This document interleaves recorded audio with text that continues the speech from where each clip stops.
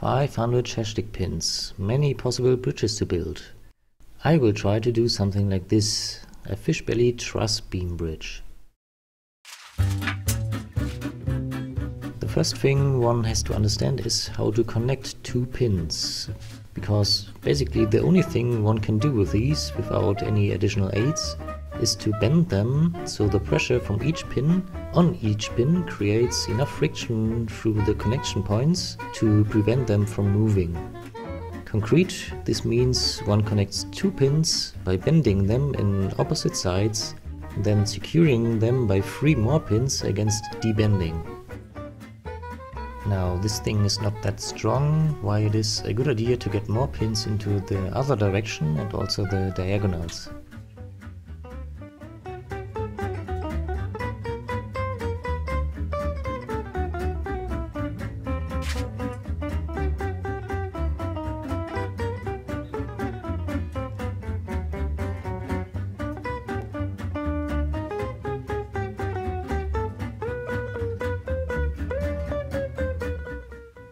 The result should look somehow like this and is essentially a disc that is stable in 2 axes. These don't have to be square and symmetric like mine are, there are other alignments that work as well.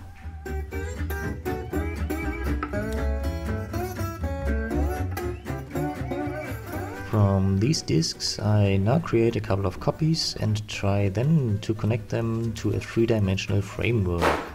For this step I have gotten this foam block in which I pin down each of these discs in an even distance, roughly half of one width of a disc.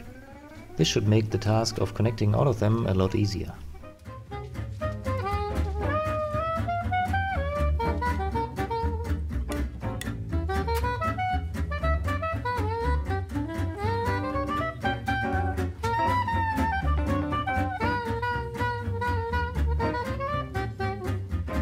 Now it is about just doing that and factor in all diagonals and connections over all axes.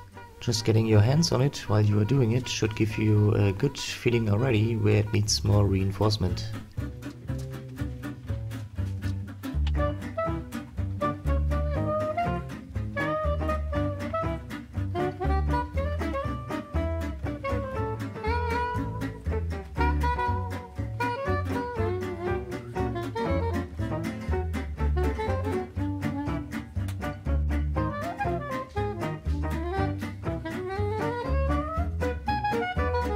For the roadway I rattle in more or less randomly a couple hundred of pins, so the surface is more or less evenly filled.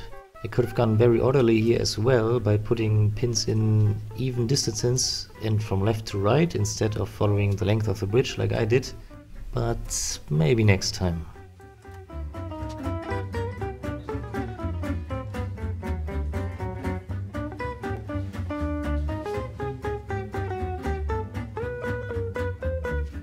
Now I free the bridge from the foam block by cutting it off.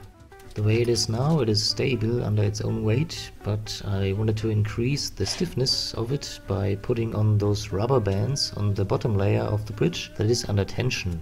This should make it a lot stronger.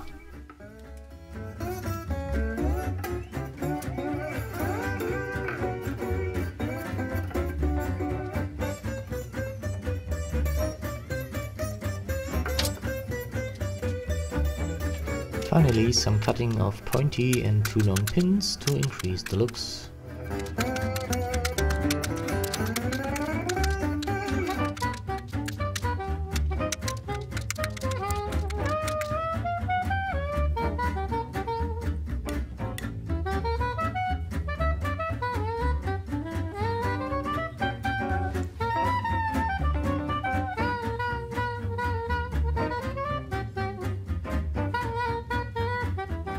For the stress test I am using these 500 ml water bottles, and you would have thought that these weigh indeed almost exactly 500 grams.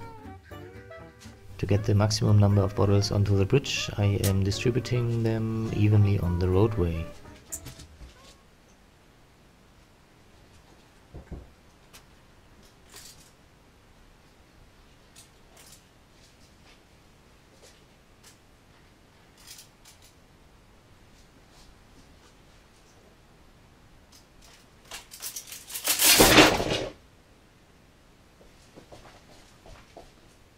break happened at the 10th bottle. That means that the breaking point is somewhere between a load of 4,500 to 5,000 grams, plus the weight of the bridge itself of roughly 560 grams.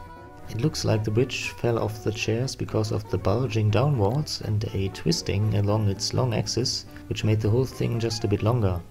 I think with just a little bit more strengthening to prevent this from happening, the breaking point would have come much later. Thanks for watching and see you next time.